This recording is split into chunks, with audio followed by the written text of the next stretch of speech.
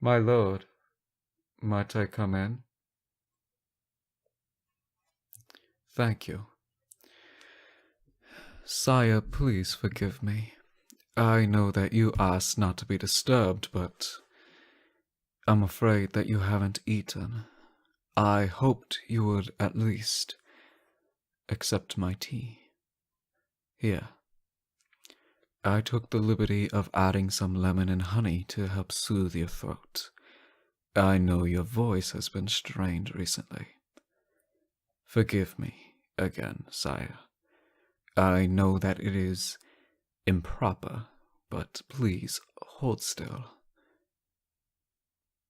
Nah, you have a fever, just as I suspected. I'm afraid that I can't obey that order. My job is to keep you healthy, my sire, and since you seem intent on running yourself into the ground, I have no choice but to intervene, now don't I? Now, will you please move away from the desk on your own accord, or do you require my assistance? You may glare at me all that you wish, sir. I shall remain steadfast to my duty. So please, take my hand, and I shall escort you to your chamber and fetch a doctor. Sire, do not give me that. You do need a doctor. Sir, look at me. Did you conveniently forget the fever that you have? Even if you do feel fine, illness isn't something that we should trifle with. I would hate for you to become bedridden and even more miserable.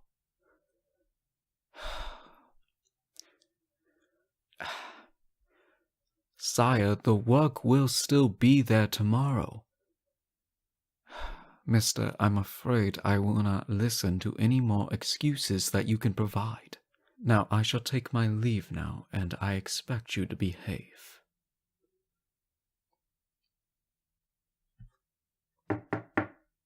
Sire, I'm coming in.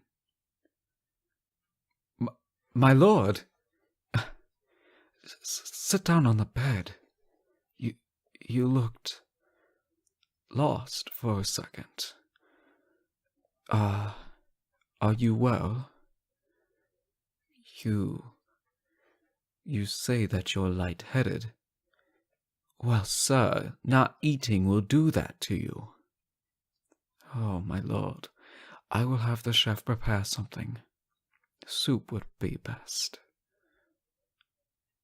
Oh, sire, soup is what you need. It's gentle on your stomach, and it will give you some much-needed fluids.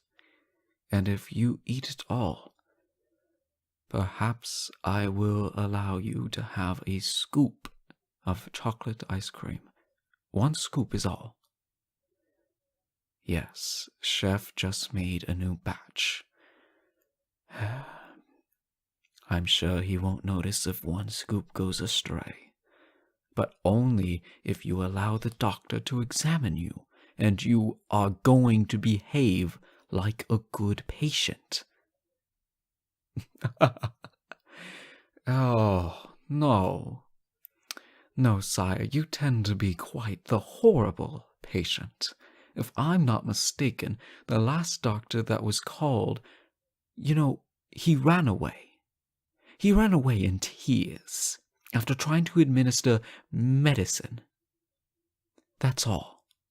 I do not know what you said to the poor fool, nor do I wish to know, but such behavior shall not go unpunished today. You must be feverish if you're asking such foolish questions. Of course, I care for you, my lord. You are my precious sire. I've served you for the past year, and I will continue to do so until you dismiss me. Perhaps I'm so bold because we've been through so much together. I mean, sir. Now, would you kindly lay down while I call the doctor? It matters not if you're tired. Rest is what you require.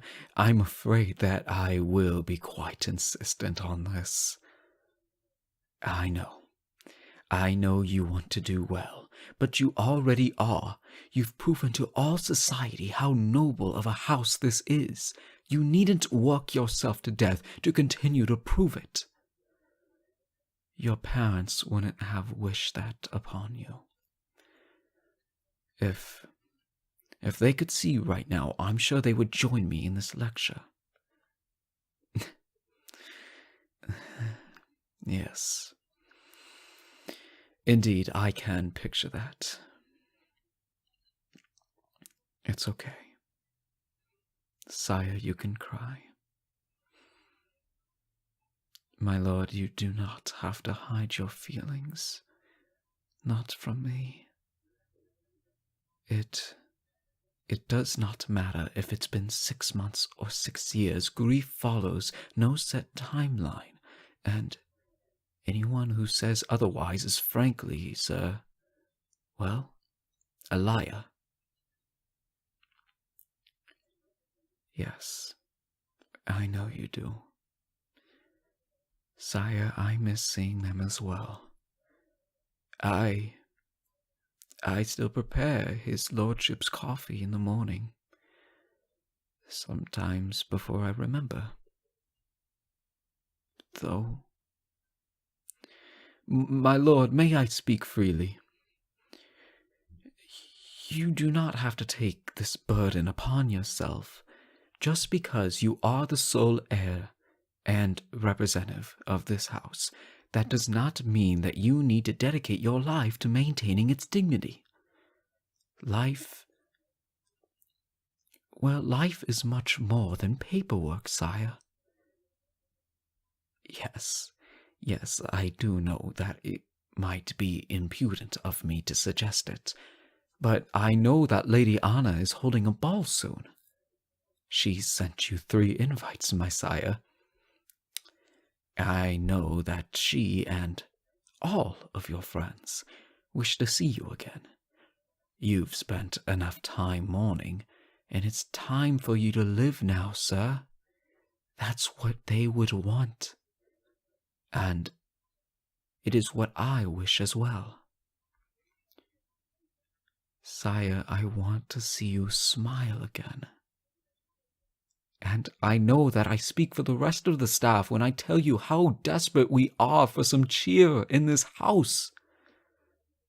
So, sire, what do you say? You'll accept? Oh, that's so wonderful.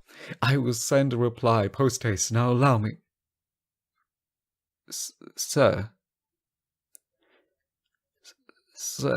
no. Pardon me.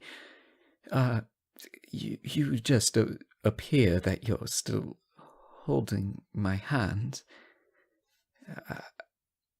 If that is what you wish, then I am in no position to refuse. I will stay here until you fall asleep and then fetch a doctor.